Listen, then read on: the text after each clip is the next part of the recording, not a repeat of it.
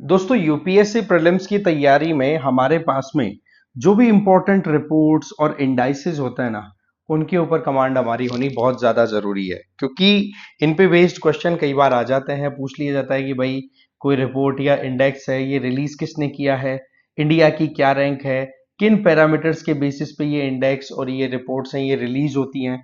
तो उस point of view से ये टॉपिक देखो हमेशा इंपॉर्टेंट रहता है। तो ऐसे में इस पर्टिकुलर वीडियो में हम कोशिश करेंगे कि 15 के लगभग जो इंडेक्स एंड रिपोर्ट्स हैं उनको हम अच्छे से कवर कर लें, जिससे कि आपको एग्जाम में इनमें से कोई भी अगर क्वेश्चन पूछे तो आप इजीली उनको टैकल कर सको। देखो, आगे बढ़े उससे पहले आप लोगों के लिए एक बहुत ही इंपॉर्टेंट अनाउंसमेंट है कि अगर आप प्रीलिम्स 2026 के हिसाब से तैयारी करना चाह रहे हैं और आपको चाहिए कि कोई सिंपल सा तरीका या फिर कहें कि बहुत ही कम समय में अच्छा कंटेंट मिल जाए, अच्छी फैकल्टीज पढ़ा दे, तो आप लोगों के लिए बहुत सूटेबल कोर्स है। डिटेल्स हैं वो आपको पिंड कमेंट में मिल जाएगी, आप वहां से ज्वाइन कर सकते हो। और रही बात इस पर्टिकुलर हमारा जो वीडियो है इसकी पीडीएफ की, तो उसको ज्यादा कुछ नहीं करना, आपको इस क्यूआर कोड को स्कैन करके मुझे फॉलो कर लो टेलीग्राम पर, और वहीं पर मैं आपको इस वीडियो की पीडीएफ भी दे दूंगा। देखो, फर्स्ट हमारा जो इंडेक्स है that is panchayat devolution index. कौन रिलीज करता है? ये यूनियन मिनिस्ट्री ऑफ पंचायत राज। और ये किस बेसिस पर? देखो, institute Indian institute of public administration ना, उनके द्वारा तो स्टडी की जाती है और स्टडी के आधार पर ये रिपोर्ट रिलीज की जाती है यूनियन मिनिस्ट्री ऑफ पंचायत राज के द्वारा, याद रख लेंगे। दूसरा, ये जो रिपोर्ट है हमारे पास में, ये 2024 की रिपोर्ट है, ठीक है, जिसमें स्टेट्स को कितना हिस्सा मिला है, उनको कितनी ऑटोनॉमी दी गई है। देखो, जब 73rd कॉन्स्टिट्यूशनल अमेंडमेंट एक्ट के तहत पंचायती राज इंस्टीट्यूशंस को कॉन्स्टिट्यूशनल स्टेटस दिया गया था ना, तब आर्टिकल 243 जी ऐड किया गया था, जिसका मेन पर्पस था कि पंचायती राज इंस्टीट्यूशंस को ऑटोनॉमी दी जाए, उनके पास में उनको एम्पावर किया जाए, जिससे कि ग्रास रूट डेमोक्रेसी का जो कॉन्सेप्ट है उसमें हम एक प्रॉपर इंप्लीमेंटेशन देख सकें। तो उस पॉइंट ऑफ व्यू से ये इंडेक्स रिलीज किया जाता है कि किस स्टेट ने इस एस्पेक्ट में कितना बढ़िया काम किया है। टोटल 6 की डायमेंशंस के आधार पर ये रैंकिंग दी जाती है। एक तो होता है फ्रेमवर्क, दूसरा फंक्शनरी, तीसरा फाइनेंस, चौथा फंक्शनरी, पांचवा कैपेसिटी बिल्डिंग एनहांसमेंट और छठा अकाउंटेबिलिटी। याद रख लेना, ये 6 के 6 पैरामीटर पूछा जा सकता है कि पंचायत डेवोल्यूशन इंडेक्स जो रिलीज किया जाता है वो किन पैरामीटर्स के आधार पर है। फिर बात आती है कि इसमें जो स्कोर दिया जाता है वो किस हिसाब से। देखो, 0 से 100 के बीच में इसकी स्कोरिंग दी जाती है। इसके आधार पर हम ये बता सकते हैं कि हाँ भाई कौन कहां स्टैंड करता है, ठीक है। ध्यान रखें, टॉप परफॉर्मिंग अगर स्टेट्स की बात करें तो सबसे बढ़िया परफॉर्म किया है कर्नाटक ने, दूसरे नंबर पे केरल और तमिलनाडु। तीनों के तीनों हमारे सदर्न इंडिया से बिलोंग करने वाले स्टेट्स हैं। और जिन स्टेट्स ने बहुत बढ़िया इंप्रूवमेंट दिखाया है वो उत्तर प्रदेश और बिहार का नाम आ जाएगा, ये हमें ध्यान रख लेना है। और बहुत ही कहते हैं ना कि पूरे स्टेट्स में सबसे पीछे रहने वाले स्टेट्स, तो उनमें मणिपुर, अरुणाचल प्रदेश और झारखंड, ये सबसे कम प्रोग्रेस या सबसे कम स्कोर दिखाने वाले स्टेट्स हैं। और नेशनल एवरेज ट्रेंड की बात करें तो ये डेवोल्यूशन का जो प्रोसेस होता है, मतलब कि एक तरीके से पंचायती राज इंस्टीट्यूशंस को कितना फाइनेंशियल एक तरीके से हिस्सा मिल रहा है, वो जो गणित अगर देखें तो वो इंप्रूव हुई है। जो 39.92 स्कोर जो हुआ करता था 2013-14 में, वो बढ़कर के पूरे देश के लिए 43.89 होगा। इसका मतलब डेवोल्यूशन टू पंचायत ये रेज हुआ है, ये अच्छी बात है। इसके अलावा एक जो कैपेसिटी बिल्डिंग की हम बात करते हैं, उसमें इंफ्रास्ट्रक्चर ग्रोथ जो देखी गई है उसमें ज्यादा कंट्रीब्यूशन बताया जा रहा है राष्ट्रीय ग्राम स्वराज अभियान का, जो कि 2018 में लॉन्च हुआ था। इससे क्या है कि इंफ्रास्ट्रक्चर भी डेवलप हुई और एक तरीके से एक गांवों को जो ऑटोनॉमी मिलनी चाहिए, उनका जो एम्पावरमेंट होना चाहिए, उस पर भी काम हुआ है। तो इस वजह से ये अपने आप में इंपॉर्टेंट हो जाता है पंचायत डेवोल्यूशन इंडेक्स। देखा जाए तो चैलेंज क्या आ रहा है? देखो, पंचायत के सामने पहला चैलेंज हमेशा रहता है फाइनेंशियल डिपेंडेंसी का, क्योंकि जितना खर्चा पंचायत लेवल पे होता है ना, उसमें 95% तो उनको एक्सटर्नल ग्रांट्स पर डिपेंड करना पड़ता है सिर्फ। फिर चाहे वो स्टेट गवर्नमेंट की तरफ से हिस्सा है या स्टेट सेंट्रल गवर्नमेंट की तरफ से आए हुए हिस्से से स्टेट गवर्नमेंट के थ्रू कुछ आए, फिर बाद में थर्ड लेवल पे जो फाइनेंस आता है। रिमेनिंग अब इनके पास में स्कोप बचता है तो उसमें केवल 1% ही ऐसा होता है जो खुद ऑटोनोमसली टैक्स लगाकर ये पैसा कलेक्ट कर सकें और ऑटोनोमसली काम कर सकें, ये हमें ध्यान रखना है। इसके अलावा फाइनेंशियल गैप एक बहुत बड़ा चैलेंज है। Functions dimension remain the lowest scoring parameter, ये हमें ध्यान रखना है। फंक्शनल गैप, इसका मतलब क्या है कि सही मायने में जो लोकल बॉडीज हैं उनके हाथ में जितने सब्जेक्ट्स होने चाहिए वो सब्जेक्ट्स का डेवोल्यूशन उतना नहीं है, राइट। मतलब कि जितना एक तरीके से कहा गया, लगभग 29 सब्जेक्ट्स के लिए बोला जाता है कि भाई 29 सब्जेक्ट्स स्टेट लिस्ट में से या स्टेट लेजिस्लेचर ट्रांसफर करेगी पंचायती राज इंस्टीट्यूशंस को, लेकिन वो प्रॉपरली नहीं हो रहा है। साथ ही साथ पर्सनल शॉर्टेज जो फंक्शनरीज का है वहां पर भी एक प्रॉब्लम आती है, टेक्निकल और एडमिनिस्ट्रेटिव स्टाफ की शॉर्टेज के चलते। इसका मतलब क्या है, ऑटोनॉमी कहीं ना कहीं कम अभी भी चल रही है, इस पर जो है काम करने की जरूरत है। नेक्स्ट चलें, फाइनेंशियल इंक्लूजन इंडेक्स, ये देखो रिजर्व बैंक ऑफ इंडिया के द्वारा रिलीज किया जाता है, ठीक है ना। अगर हम बात करें 2024 से लेकर के 2025 के बीच में, तो इंप्रूवमेंट देखा गया है फाइनेंशियल इंक्लूजन में, ये हमें ध्यान रखना है। और ये स्टेडी ग्रोथ को शो करता है, इसका मतलब कि लगातार देश में फाइनेंशियल इंक्लूजन को प्रमोट किया जा रहा है। मतलब ये कि आप किसी भी बैकग्राउंड से बिलोंग करते हैं, आपको पैसों के मामले में आपको डिफरेंट इकोनॉमिक स्कीम्स या डिफरेंट जो भी प्रोविजंस हैं, जैसे बैंक से लोन लेना है, बैंक में आपको डिपॉजिट करना है, ठीक, आपको क्रेडिट फैसिलिटी चाहिए, तो वो चीजें कितनी इजीली आपको अवेल हो रही हैं, ठीक है। तो उस चीज को देख करके ये शो किया जाता है। अब देखो प्रधानमंत्री जो जन धन योजना आई थी उसके बाद में, या फिर आप देख सकते हो कि जैम ट्रिनिटी की जो बात आती है, जनधन आधार मोबाइल ट्रिनिटी, उससे भी फाइनेंशियल इंक्लूजन बहुत हुआ है, कितना इजी एक्सेस हो गया, एक्सेस टू क्रेडिट कितना आसान होता चला गया। अब देखने वाली बात है कि किन कंपोनेंट्स के आधार पर यह इंडेक्स रिलीज किया जाता है। पहली चीज तो हमें ध्यान रखनी है कि 0 से 100 के बीच में इसकी रैंकिंग दी जाएगी, मतलब स्कोर दिया जाएगा। 0 का मतलब फाइनेंशियल इंक्लूजन मिनिमम है और 100 का मतलब 100% हम इंश्योर कर पा रहे हैं। अब किन आधार पर ये सारा एक तरीके से आप कह सकते हो ये रैंकिंग या स्कोरिंग दी जाएगी, ये 3 parameters, access, usage and quality. इनमें वेटेज आपको जरूर याद रख लेना, एक्सेस 35% रखता है, यूसेज 45%, क्वालिटी 20%, ये ध्यान रह जाएगा। फिर किन चीजों पर ध्यान दिया जाता है, बैंकिंग, इन्वेस्टमेंट पर, इंश्योरेंस, पोस्टल, पेंशन सेक्टर, इनकी एक्सेसिबिलिटी, इनका यूज और इनकी क्वालिटी, इन तीनों चीजों के आधार पर फिर स्कोर दिया जाता है, समझ गए। तो ये हमें थोड़ा सा ध्यान रखने की जरूरत है। इंपॉर्टेंट पॉइंटर्स की बात करें कि भाई फाइनेंशियल इंक्लूजन इंडेक्स में किन चीजों पर ध्यान दिया जाए, इसमें देखो बेस ईयर कोई रेफरेंस के तौर पे नहीं लिया जाता। जैसे जीडीपी को हम डिसाइड करते हैं तो रियल जीडीपी और नॉमिनल जीडीपी इनकी हम बात करते हैं ना, तो रियल जीडीपी जो होती है उसमें कहीं ना कहीं हम एक बेस ईयर लेकर के चलते हैं कि हाँ भाई इस रेफरेंस ईयर के कंपैरिजन में हम ये स्कोर है वो रिलीज कर रहे हैं कि कितना हमारी जीडीपी ग्रोथ रही, क्या साइज है हमारी जीडीपी का, वो सारा। तो यहां पर बेस ईयर का कोई स्कोप नहीं है। दूसरा, फ्रीक्वेंसी, हर साल ये इंडेक्स रिलीज होता है आरबीआई के द्वारा, शुरू किया गया था अगस्त 2021 में। ग्रोथ ड्राइवर्स की बात करें तो यूसेज, क्वालिटी और इन एस्पेक्ट पे देख करके सारा काम किया जाता है। अभी फिलहाल देखा जाए 2025 में किस सेगमेंट में ज्यादा परफॉर्मेंस अच्छी आई है, तो वो यूसेज और क्वालिटी वाइज आई है। इसका मतलब एक्सेस अभी भी थोड़ा सा परफॉर्मेंस में वीक रह गया।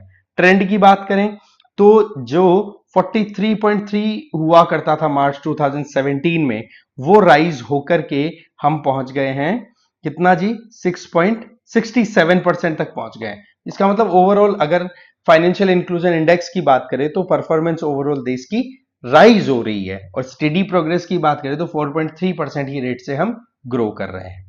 फिर आ जाता है फिस्कल हेल्थ इंडेक्स। देखो फिस्कल का मतलब सिंपल है कि गवर्नमेंट के पास में कितना टैक्सेशन का स्कोप है और कितना वो खर्च कर रही है, और उसके हिसाब से अगर देखें तो एक बैलेंस कितना अच्छे से मैनेज हो पा रहा है, ये गणित यहां पर देखी जाती है।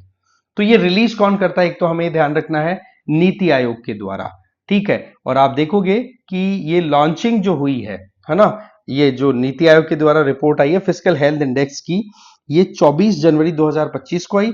18 मेजर स्टेट्स को इसमें कवर किया गया है। और आप देखो इसमें 5 इंपॉर्टेंट पैरामीटर्स पर ध्यान देते हुए इंडेक्सिंग दी गई है। एक तो द क्वालिटी ऑफ एक्सपेंडिचर, कहां कैसे पैसा खर्च हो रहा है, रेवेन्यू मोबिलाइजेशन कि पैसा कहां से लाया जा रहा है स्टेट्स अगर खर्च कर रहे हैं तो, फिस्कल प्रूडेंस कितना अपने घाटे को मैनेज करने में सफल हो रही हैं सरकारें स्टेट लेवल की।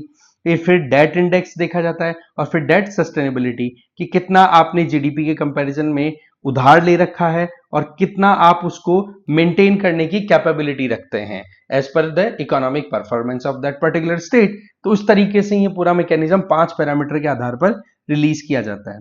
सबसे बढ़िया अगर देखें तो परफॉर्मेंस अगर देखें तो वो आई है उड़ीसा, छत्तीसगढ़ और झारखंड। यहां पर क्या माइनिंग लिंक जो इनको सपोर्ट मिलता है, माइनिंग का अच्छा स्कोप है, तो यहां पर पैसे का फ्लो अच्छा खासा होता है तीनों स्टेट्स में। इस वजह से यहां पर परफॉर्मेंस अच्छी आई है फिजिकल हेल्थ इंडेक्स में।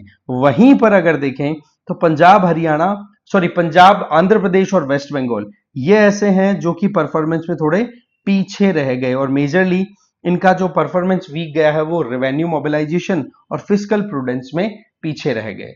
ये हमें ध्यान रख लेना। फिर आता है United nation world water development report. ये रिलीज कौन करता है? यूनेस्को। ध्यान रख लेना, UNESCO world water development report 2025 आई। कंटेक्स्ट था अब की बार ग्लेशियर्स का क्या हाल है। थीम जो है वो mountains and glaciers water towers, ये थीम पे ये रिपोर्ट रिलीज हुई है। और रिलीज करने की डेट क्या है? मार्च 21, जो कि वर्ल्ड ग्लेशियर डे के तौर पे ऑब्जर्व किया जाता है। ये हमें जरूर ध्यान रख लेना है। किन चीजों पर ध्यान दिया गया है? एक तो देखो स्नो कवर जो है वो लगातार डिप्लीट हो रहा है क्लाइमेट चेंज और ग्लोबल वार्मिंग के चलते। एक एलिवेटेड डिपेंडेंट वार्मिंग, होता क्या है कि जिस तरीके से टेम्परेचर राइज हो रहा है उसमें सबसे बड़ा जो चैलेंज देखने को मिल रहा है वो ये कि जैसे जैसे हम हाइट्स पे जाते हैं, हम हाइट पे जाते हैं तो वहां पर ज्यादा टेम्परेचर आपको वेरिएशन दिखेगा। ठीक है ना? वही बात कि ठंडी, एक तो बहुत ठंडा जगह है, एक गर्म ऑलरेडी है, तो गर्म जगह में थोड़ा सा टेम्परेचर बढ़ जाएगा तो फर्क नहीं पड़ेगा, लेकिन ठंडी जगह पर थोड़ा सा भी टेम्परेचर बढ़ता है तो वहां पर फील होता है। तो वो चीज आ गई। इसके अलावा accelerated melting melting of glaciers ये देखने को मिल रही है। प्रिसिपिटेशन शिफ्ट, जो स्नोफॉल आता है उसके पैटर्न में चेंज देखने को मिल रहा है। टेक्निकल डेफिनेशन की बात करें तो स्नो कवर किसको बोलेंगे? याद रख लेना, definition is the total of all snow and ice on the ground including fresh snowfall and accumulated unmelted ice. ये डेफिनेशन आपको थोड़ी ध्यान रख लेनी है। हो सकता है कि स्नो कवर का मतलब क्या होता है, जनरली आपको आंसर राइटिंग में हेल्प कर जाएगा या फिर क्वेश्चन में भी पूछ ले, है ना? प्रीलिम्स में तो chances minimum, but still we need to learn it. Okay, फिर आ जाता है आपका United Nation adaptation gap report 2025। सबसे पहला सवाल ये रिलीज कौन करता है? UNEP, United Nation environment programme. ठीक है, इसमें क्या कहा गया है कि डेवलपिंग कंट्रीज को जितना पैसा चाहिए क्लाइमेट चेंज को अडेप्ट करने में, मतलब उसके हिसाब से एडजस्ट करने में, उतना पैसा उनको नहीं मिल रहा है। इस वजह से इकोनॉमीज बहुत ज्यादा रिस्क पर है, लाइवलीहुड और एक तरीके से जिंदगियां बहुत ज्यादा दाव पर लगी हुई है। अब इस रिपोर्ट में किन किन चीजों पर फोकस किया गया है वो हम देख लेते हैं।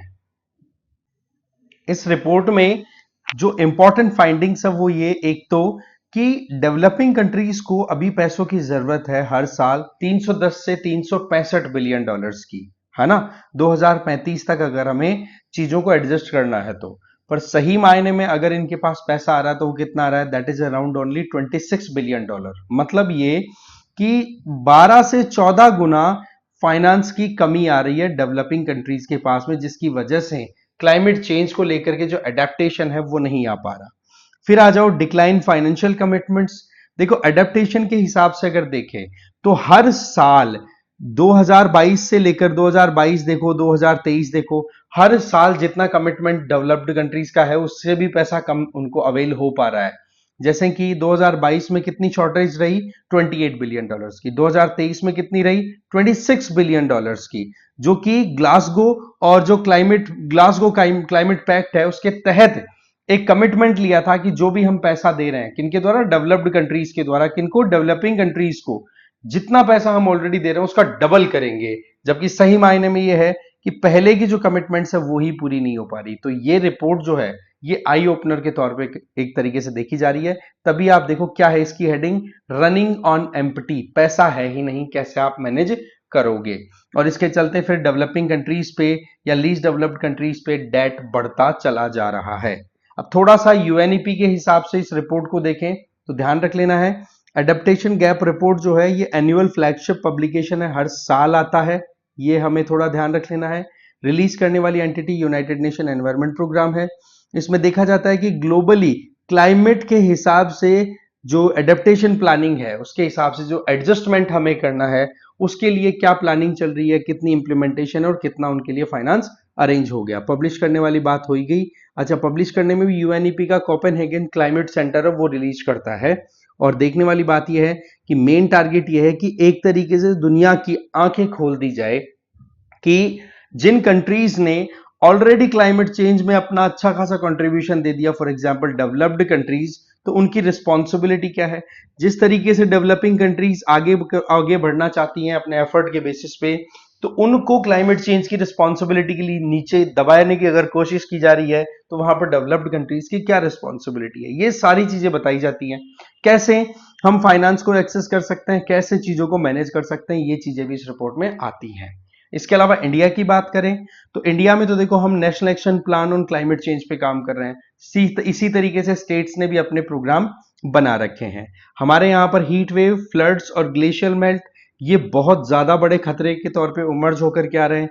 नो डाउट हमने international solar alliance, lifestyle for environment life mission, G20 की प्रेसिडेंसी के टाइम पे हमारा जो काम, ये सारी चीजें क्लाइमेट चेंज के हिसाब से चीजों को एडजस्ट करने के लिए हम कर रहे हैं।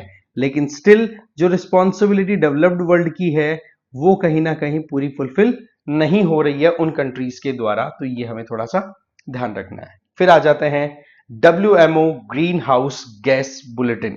देखो, एक तो ये ध्यान रख लेना, green house gas bulletin release कौन करता है, तो वर्ल्ड मेट्रोलॉजिकल ऑर्गेनाइजेशन। क्लियर है। अब इसमें क्या बात बोली गई है, number one, carbon dioxide level है वो बहुत ज्यादा बढ़ चुका है। 2024 में क्या आया है, 423.9 ppm। अब आप सोचो ये कितना ज्यादा बढ़ गया है। आप यहां से समझ लो कि ईयर ऑन ईयर 2022 के कंपेयर 2023 में 3.3 ppm पार्ट पर मिलियन कार्बन डाइऑक्साइड लेवल बढ़ चुका है। और सबसे इंटरेस्टिंग चीज बताए, जो पेरिस क्लाइमेट चेंज एग्रीमेंट में बातें कही गई थी कि हम 2000 या 2100 की जो पूरी साल होगी है ना, 21st सेंचुरी जब एंड होगी, तब तक हम 2 डिग्री सेंटीग्रेड से टेम्परेचर को ऊपर नहीं जाने देंगे और कोशिश करेंगे कि 1.5 डिग्री सेंटीग्रेड के अंडर ही इसको रख ले। लेकिन सच क्या है कि 2024 का जो साल है उसमें ही ऑलरेडी प्री इंडस्ट्रियल एरा के कंपैरिजन में 1.55 डिग्री सेंटीग्रेड टेम्परेचर बढ़ चुका है। और सबसे बड़ी बात, अभी तक के जितने भी टेम्परेचर रिकॉर्ड के हमारे पास में, कहते ना कि हर साल का डिटेल है, उसमें सबसे ज्यादा गर्म आपको 2024 का साल मिलेगा। ये अपने आप में बड़ी कंसर्निंग बात है। और ये रिपोर्ट है, किसने रिलीज की है, ध्यान रख लेना। WMO green house gas report की अगर और डिटेल में बात करें ना इस बुलेटिन की, तो इसमें ओवरऑल आप देख सकते हो कि प्री इंडस्ट्रियल इरा के कंपैरिजन में कितना कार्बन डाइऑक्साइड राइज हो गया है, 152%। और कार्बन डाइऑक्साइड इकलौती ग्रीन हाउस गैस है जो कि 66% ग्लोबल वार्मिंग में कंट्रीब्यूशन दे रही है। और ये अपने आप में बड़ी कंसर्निंग बात है कि पिछले दशक के अंदर 79% एक तरीके से हमने इंटेंसिफिकेशन को बढ़ाया है। 79%, इतना ज्यादा एमिशन पिछले एक दशक में हुआ है। ठीक है। प्राइमरी ड्राइवर्स क्यों कार्बन डाइऑक्साइड का लेवल बढ़ रहा है, एंथ्रोपोजेनिक एक्टिविटीज और wildlife incident, wildlife fire, जो वाइल्ड फायर्स होती हैं उनकी वजह से। फिर आता आपका global burden on disease report. सबसे पहला सवाल कि ये रिलीज कौन करता है, global burden on disease report. ठीक है, ये रिलीज क्या था, institute for health metric and evaluation. याद रख लेना, इंस्टीट्यूट फॉर हेल्थ मेट्रिक। ठीक है, याद रख लेना, हेल्थ मेट्रिक एंड इवैल्यूएशन, ये ध्यान रख लेना है। इस इंस्टीट्यूट के द्वारा क्या होता है कि वर्ल्ड हेल्थ समिट के दौरान ये रिपोर्ट पब्लिश की गई जिसको global burden of disease report कहा गया। और इसमें सबसे ज्यादा कंसर्निंग बात क्या निकल के आ रही है, जो नॉन कम्युनिकेबल डिजीजेज होती है ना, जो फैलती नहीं है एक इंसान से दूसरे में, आपकी खुद की ही लाइफस्टाइल की वजह से जो बीमारियां लग रही हैं, वो लगातार एक बहुत बड़ा खतरा बनती चली जा रही है। और सबसे इंटरेस्टिंग और एक तरीके से इंपॉर्टेंट हाईलाइट होने वाली बात कि जितनी डेथ्स हो रही हैं पूरी दुनिया में, उसका 2/3, अब आप सोच लो 2/3 का मतलब 67% के लगभग हिस्सा हो गया, केवल और केवल नॉन कम्युनिकेबल डिजीजेस की वजह से डेथ हो रही है। अब आप सोचो कितना ज्यादा कंसर्निंग ये बात है। डोमिनेंस एनसीडीज, लगातार एनसीडीज बढ़ती चली जा रही हैं, ये मैंने आप ऑलरेडी बता दिया। लीडिंग कॉज, ज्यादा किसकी वजह से परेशानियां हो रही हैं, मोर्टेलिटी फर्टिलिटी क्यों बढ़ती चली जा रही है? मेन कारण एक तो है इस्केमिक हार्ट डिजीज, मतलब इसको बोलते हैं कोरोनरी आर्टरी डिजीज भी बोलते हैं। इसमें क्या होता है, ब्लड सर्कुलेशन जो हार्ट के थ्रू होना चाहिए वो प्रॉपर नहीं होता। इसके अलावा स्ट्रोक, जो कि ब्रेन स्ट्रोक हो जाता है हाई ब्लड प्रेशर की वजह से ज्यादातर, तो वो एक बहुत बड़ा कारण निकल के आया। एक डायबिटीज, ये बोले डेथ टोल और बीमारी का बहुत बड़ा कारण बन रहे हैं। इसके अलावा एंजाइटी लेवल भी बोले पिछले कुछ सालों के अंदर लगातार बढ़ता चला जा रहा है। 63% ग्लोबली अगर लोगों को मेंटल स्टेटस देखे ना, तो 63% एंजाइटी लेवल बढ़ चुका है। डिप्रेशन लोगों में 26% बढ़ चुका है पिछले 10 सालों के अंदर। तो आप ये समझ सकते हैं कि जहां पर पहले कम्युनिकेबल डिजीजेस खतरा हुआ करती थी, अब नॉन कम्युनिकेबल डिजीजेस खतरा हो चुकी हैं। इंडिया की बात करें तो हमारे यहां पर एपिडेमियोलॉजिकल शिफ्ट देखने को मिल रहा है। कैसे कि पहले तो इन्फेक्टियस डिजीजेस जैसे कि कोलेरा, डायरिया, इनकी वजह से डेथ ज्यादा होती थी, लेकिन अब हम बढ़ते चले जा रहे हैं लाइफस्टाइल रिलेटेड जो प्रॉब्लम्स है उनकी तरफ। मोर्टेलिटी रैंकिंग देखो 2023 की, हमारे यहां पर सबसे ज्यादा डेथ्स किसकी वजह से हुई? आप देखो यहां पर इस्केमिक हार्ट डिजीज, जिसको अगर हम बात करें तो कोरोनरी आर्टरी डिजीज हो गई, हार्ट से रिलेटेड। दूसरी क्रॉनिक ऑब्स्ट्रक्टिव पल्मोनरी डिजीज, ये लंग से रिलेटेड बीमारी हो गई, दूसरा ये कारण। और तीसरा कारण ब्रेन, मतलब आप सोचो हार्ट, लंग्स और ब्रेन तीनों के अंदर कुछ ना कुछ बीमारियां लगी हुई हैं। ये एक अपने आप में नॉन कम्युनिकेबल डिजीज को शो करने वाला एक सेगमेंट हमें दिखा। ठीक है, हिस्टोरिक कंपैरिजन की बात करें, मैंने बताया 1990 के टाइम पे तो इन्फेक्टियस डिजीजेस के चलते हम बहुत ज्यादा चैलेंजेस को देखते थे। अब क्या है, डायरिया से होने वाली डेथ्स जो है वो 2023 में आते आते कम हो गई हैं। लाइफ एक्सपेक्टेंसी नो डाउट बढ़ी है पिछले 13 सालों में। अगर हम 1990 13 क्या 23 लिखा जाएगा इफेक्टिवली, 71.56 ईयर्स हमारा एवरेज आ चुका है, जिसमें मेल्स 70.24 ईयर्स तक जी रहे हैं एवरेज, और फीमेल्स 72.96 ईयर्स। मोर्टेलिटी बर्डन की बात करें तो जिस तरीके से दुनिया भर में पॉपुलेशन वाइज दो कंट्री सबसे आगे आते हैं, इंडिया और चाइना, उसी तरह डेथ में भी, मोर्टेलिटी बर्डन में भी ये दोनों ही आगे हैं। सबसे ज्यादा तो चाइना में एक तरीके से मोर्टेलिटी देखने को मिल रही है, दूसरे नंबर पे इंडिया। ये थोड़ा हमें ध्यान रखना है। फिर आ जाता है फैक्टर्स, जो मेन चैलेंज है वो क्या है। देखो ये जिस तरीके की नॉन कम्युनिकेबल डिजीजेज है ना, एक तो इनमें हाई ब्लड प्रेशर का इंपैक्ट है, एक एयर पोल्यूशन बहुत ज्यादा जिसमें पीएम 2.5 और जो पीएम 10 आता है, इनका बड़ा कंट्रीब्यूशन है, और स्मोकिंग एक बहुत ही बड़ा फैक्टर बन रहा है। इसके अलावा ट्रांजिशन, जिस स्पीड से हमारा अर्बनाइजेशन हो रहा है, ग्लोबलाइजेशन हो रहा है, लाइफस्टाइल चेंज हो रही है, लोग जो है वो सेडेंट्री लाइफस्टाइल, मतलब ये कि बॉडी का कोई मूवमेंट नहीं, ना कोई एक्सरसाइज, अनहेल्दी डाइट, हर कुछ खाते रहते हैं, ये बड़ा चैलेंज है। इकोनॉमिक इंपैक्ट बताया जा रहा है 2030 तक $4.58 ट्रिलियन का नुकसान होने वाला है, just because of these non communicable diseases and mental health conditions, ध्यान रख लेना। फिर आ जाता है हमारा ग्लोबल ट्यूबरक्लोसिस रिपोर्ट। अगर हम इसकी बात करें तो ये आपका ग्लोबल ट्यूबरक्लोसिस रिपोर्ट की अगर बात करें तो ये डब्ल्यूएचओ के द्वारा रिलीज किया जाता है, और इस रिपोर्ट के हिसाब से हमारे देश में थोड़ी परफॉर्मेंस आई है, ये कि नए केसेस में 21% का रिडक्शन है 2024 से 2015 के बीच में, और डेथ रेट्स में टीबी की वजह से 28% रिडक्शन आई है। ठीक है, लेकिन 2025 का जो हमारा टारगेट था ना कि टीबी मुक्त हम हो जाएंगे, और उसमें रखा था कि टीबी के जितने केस आते हैं उसमें 50% रिडक्शन कर देना है, और डेथ रेट्स में 75%, उसके कंपैरिजन में हम अभी भी थोड़ा सा पीछे हैं। ट्यूबरक्लोसिस जो है ये एक तरीके से बैक्टीरियल इंफेक्शन के चलती होती है ना, तो आपको ये थोड़ा सा ध्यान रख लेना है। और टीबी की वजह से डेथ्स कितनी होती हैं भाई, 2024 में 1.23 मिलियन डेथ हुई है वर्ल्ड ओवर। इसी तरीके से अगर हम बात करें इन्फेक्शंस की, तो आपको 10.7 मिलियन पीपल जो हैं वो देखने को मिल जाएंगे अकेले टीबी से इन्फेक्टेड। टीबी जो है जिस बैक्टीरिया से होती है उसका नाम है माइकोबैक्टीरियम ट्यूबरक्लोसिस, जो कि लंग्स में इन्फेक्शन करता है और बॉडी के दूसरे पार्ट्स में भी कर देता है। और अगर किसी इंडिविजुअल को इन्फेक्शन ऑलरेडी है ना, तो वो अगर कफिंग कर रहा है, छींक रहा है, या कहीं पे बोल रहा है, ठीक है, तो उसके ड्रॉपलेट्स जो होंगे वो कहीं ना कहीं इन्फेक्शन को फैलाने का काम कर देते हैं। तो इन्फेक्टियस डिजीज ये हो गई। फिर आ जाओ वर्ल्ड हैप्पीनेस रिपोर्ट पे। वर्ल्ड हैप्पीनेस रिपोर्ट की अगर बात की जाए तो यहां पर 2025 की जो रिपोर्ट है, ये एक तो सबसे पहला रिलीज किसने किया है, ये wellbeing research centre at university of Oxford उनके द्वारा। इसमें सबसे इंपॉर्टेंट चीज, ये इंस्टीट्यूशन काम करता है यूनाइटेड नेशन के अंडर में सस्टेनेबल डेवलपमेंट सॉल्यूशंस नेटवर्क, वो काम करता है उसके साथ मिलकर के। ठीक है। और आप देखोगे कि इसमें सेल्फ असेसमेंट आप कहोगे कि देखा जाता है कि भाई सही मायने में देखा जाए तो कैसे पूरी दुनिया में आप देखो कि लोग खुश हैं, क्या उनको एक्सेसिबिलिटी इंश्योर हो रही है, क्या वो अपनी लाइफ से अपनी जिंदगी से खुश हैं, उसके बेसिस पर ये पूरा एक इवैल्यूएशन होता है और इसके आधार पर ही फिर रैंकिंग दी जाती है। तो सबसे ज्यादा खुश लोग कहां के मिले, फिनलैंड के। इंडिया की बात करें तो हमारा रैंक 118वां है अभी, जो कि अपने आप में ज्यादा ठीक नहीं है। और परफॉर्मेंस वाइज पुअर परफॉर्मेंस में फिर बाद में और दूसरे कंट्रीज हैं, जैसे अफगानिस्तान का नाम आ गया, या और भी पुअर परफॉर्म करने वाले दूसरे कंट्रीज आपको मिल जाएंगे। लेकिन हमें जो ध्यान रखना है ना मेजरली, एक तो इंडिया की रैंक ध्यान रख लेनी है और एक थोड़ा सा ये ध्यान रख लेना है कि कौन इसको रिलीज करता है। फिर आता है आपका वर्ल्ड इनइक्वालिटी रिपोर्ट 2026। ये देखो, वर्ल्ड इनइक्वालिटी लैब नाम से एक इंस्टीट्यूशन है, उसके द्वारा रिलीज किया जाता है। ये थर्ड रिपोर्ट है, पहले 2018 से 2022 के बीच में 3 एडिशंस ऑलरेडी आ चुके हैं।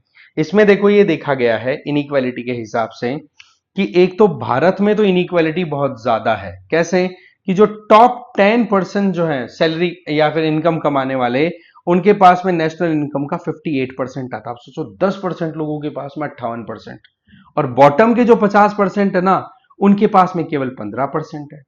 इसी रिपोर्ट में अगर हम थोड़ा और देखें तो इंडिया में जो वेल्थ वाइज अगर कंसंट्रेशन की बात करें तो 10% सबसे ज्यादा पैसे वाले हैं, उनके पास में 65% वेल्थ है। और 1% जो मतलब कह सकते हैं कि सबसे ज्यादा वेल्थ वाले लोग हैं, उनके पास वो 40% वेल्थ है। अब ये वाला तो फिगर आपको जरूर आई ओपनर लग रहा होगा।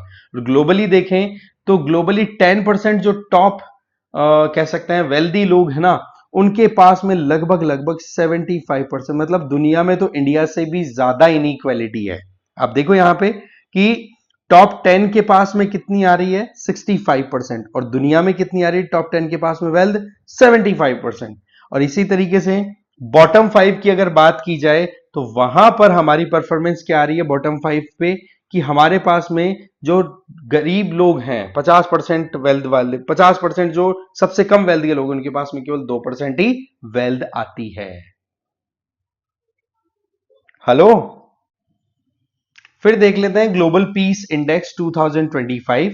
सबसे पहला सवाल रिलीज कौन करता है, तो ध्यान रख लेना institute for economics and peace. क्या कहा है कि ग्लोबल पीसफुलनेस जो है वो डिक्लाइन कर रही है। और अगर हम इस रिपोर्ट की बात करें तो कितना डिक्लाइन कर गई, 0.36%। ये अपने आप में बड़ी कंसर्निंग बात है कि 13th डिटेरियोरेशन है ये बैक टू बैक, या फिर कहें कि पिछले 17 सालों में अगर इस ग्लोबल पीस इंडेक्स को उठा के देखें तो 13 बार ऐसे देखा गया है कि जहां पर पीस जो है ग्लोबली डिक्लाइन कर गई है। ठीक है, पिछले 17 सालों में 74 कंट्रीज ने इस इंडेक्स में इंप्रूव किया है, तो 87 ने अपनी परफॉर्मेंस को डिक्लाइन होते हुए देखा है। सबसे ज्यादा पीसफुल कंट्री आइसलैंड, आइसलैंड के बाद Ireland, New Zealand, Austria and Switzerland. India की बात करें तो 115वीं रैंक रही है। स्कोर जो है वो क्या रहा, 2.229, जो कि 0.58% मोर और लेस इंक्रीमेंट दिखाता है पिछले साल के कंपैरिजन में। और ट्रेजेक्ट्री की बात करें तो 2019 में हम 141वीं रैंक पर थे, जो कि 2025 में आकर के हम आ गए कितना, 100, यहां पर अभी हमने देखा इंडिया की अगर रैंक की बात करें तो हाँ, हम 2024 में आ गए 116वीं रैंक के ऊपर, और 115वीं रैंक पर हम लेटेस्ट आ चुके हैं। तो ये ग्रेजुअल एक इंप्रूवमेंट हमने दिखाया है। चलिए बढ़िया। इसकी बात करें तो मेजरली इन 3 पैरामीटर्स पे ध्यान दिया जाता है। एक तो सोसाइटल सेफ्टी एंड सिक्योरिटी, जिससे में क्राइम, टेररिज्म, पॉलिटिकल स्टेबिलिटी, इन चीजों को कंसिडर करते हुए देखा जाएगा। Ongoing domestic and international conflicts को देखा जाएगा। Degree of militarization, defence spending, arm export import, इन सारी चीजों को, तो इन सारी चीजों को देख करके फिर ये रैंक दी जाती है। ध्यान रख लेना भाई इसके बारे में। नेक्स्ट है ह्यूमन डेवलपमेंट रिपोर्ट 2025। सबसे पहला सवाल कौन रिलीज करता है, United nation development programme.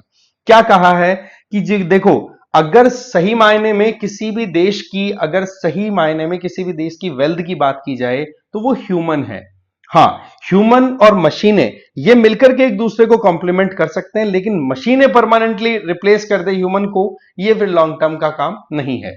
AI जो है वो डेवलपमेंट को पुश करने का काम करने वाला है, और इसी ह्यूमन डेवलपमेंट रिपोर्ट के अंदर में ह्यूमन डेवलपमेंट इंडेक्स भी आता है। तो ध्यान रख लेना कि यूएनडीपी ह्यूमन डेवलपमेंट इंडेक्स भी रिलीज करता है।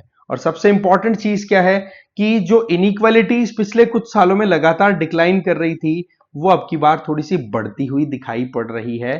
ये थोड़ा सा कंसर्निंग बात है कि एचडीआई की बात करें, for the fourth consecutive highlighted a stark reversal of the historical trend which with where such inequalities were decreasing।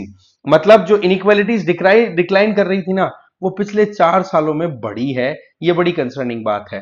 India की बात करें तो देखो, हमारी परफॉर्मेंस थोड़ी सी इंप्रूव हुई है, 130th रैंक है। इसका मतलब हम पुअर तो परफॉर्म कर रहे हैं, लेकिन थोड़ा सा अच्छा परफॉर्म करते हुए भी दिख रहे हैं, अगर खुद से खुद को कंपेयर करें। एचडीआई की बात करें तो किस आधार पर यह रैंकिंग आती है? एक तो लाइफ एक्सपेक्टेंसी एट बर्थ, दूसरा एक्सपेक्टेड ईयर ऑफ स्कूलिंग, तीसरा मीन ईयर्स ऑफ स्कूलिंग, चौथा gross national income per capita. इनके आधार पर ये रैंक या फिर ये रिपोर्ट में रैंक इंडेक्स में रैंकिंग दी जाती है। फिर आ जाओ ग्लोबल जेंडर गैप रिपोर्ट। ये देखो वर्ल्ड इकोनॉमिक फोरम के द्वारा रिलीज किया गया और इसका 19वां एडिशन अभी आया है। और ग्लोबली अगर देखें तो जेंडर गैप जो है वो 68.8% है, अगर 148 कंट्रीज इनके अंदर सर्वे करके रिपोर्ट रिलीज की गई है उसके आधार पर देखा जाए तो। ठीक है ना? इसके अलावा देखा जाए तो यहां पर आप देखो कि 14 में से 11 ऐसे इंडिकेटर्स हैं जहां पर जेंडर पैरिटी थोड़ी सी बड़ी है, मतलब महिलाओं का पार्टिसिपेशन राइज हुआ है, लेकिन रिमेनिंग जो 3 है उनमें कहीं ना कहीं परफॉर्मेंस अच्छी नहीं आ रही। याद रखें कि फुल जेंडर पैरिटी अभी किसी भी कंट्री के अंदर नहीं है, ये बहुत इंटरेस्टिंग फैक्ट है। और आइसलैंड जो है वहां पर जेंडर पैरिटी आपको बाकियों के कंपैरिजन में थोड़ा ठीक दिखेगा, और लगातार 16वें साल में। इंडिया की रैंक है वो 131 व 148 देशों में से, ये भी हमें ध्यान रख लेना है। जेंडर गैप रिपोर्ट की जब बात आए तो आपको बता देना है कि economic participation and opportunity, educational attainment, health and survival, political empowerment, in parameters के आधार पर रैंकिंग दी जाती है। 2024 में इंडिया की रैंकिंग थी 129 और अब की बार 131। इसका मतलब हमारा डाउनफॉल हुआ है अगर हम जेंडर गैप रिपोर्ट के हिसाब से देखें तो। फिर आता है आपका वर्ल्ड ट्रेड रिपोर्ट। कौन रिलीज करता है? World trade organisation. बताया जा रहा है कि आर्टिफिशियल इंटेलिजेंस के चलते ट्रेड थोड़ा सा राइज होगा। चलिए कोई बात नहीं। फिर आ जाता है हमारा ग्लोबल इनोवेशन इंडेक्स। कौन रिलीज करता है? World intellectual property organisation. कहा है कि रिसर्च एंड डेवलपमेंट ग्रोथ जो है उसकी ग्रोथ रेट में थोड़ा सा डिक्रीमेंट है, 2.9% पर ही हम अभी परफॉर्म कर रहे हैं अगर ग्लोबली देखें तो। स्विट्जरलैंड जो है सबसे ज्यादा इनोवेटिव कंट्री बताया गया है, उसके बाद स्वीडन, फिर यूएस। यहां पर रिसर्च एंड डेवलपमेंट और एक तरीके से पेटेंट्स और इनका ज्यादा अच्छा काम हो रहा है। रीजन वाइज देखें तो यूरोप सबसे ज्यादा आगे है। और इंडिया की बात करें तो इंडिया की रैंक तो 38वीं है, लेकिन अगर हम लोअर मिडिल इनकम इकोनॉमीज की बात करें तो इंडिया टॉप पर आएगा। अगर हम सेंट्रल और साउथ एशियन रीजन की बात करें तो इंडिया टॉप पर परफॉर्म कर रहा है। इंडिया की बेस्ट परफॉर्मेंस कहां पर आई है? नॉलेज और टेक्नोलॉजी आउटपुट में, मार्केट सोफिस्टिकेशन में, इनमें तो इंडिया की परफॉर्मेंस अच्छी आई है। वहीं पर बिजनेस सोफिस्टिकेशन, इंफ्रास्ट्रक्चर और इंस्टीट्यूशन, यहां पर हमारी परफॉर्मेंस ज्यादा अच्छी नहीं आई, ये हमें ध्यान रख लेना है। तो कुल मिलाकर के ये हमारे पास में 15 इंपॉर्टेंट इंडेक्सेस थे या रिपोर्ट्स थी जिनके बारे में हमें ध्यान होना जरूरी है। आई होप आपको ये सेशन अच्छा लगा होगा। इस वीडियो में इतना ही। Thank you very much. याद रख लेना भाई इनको।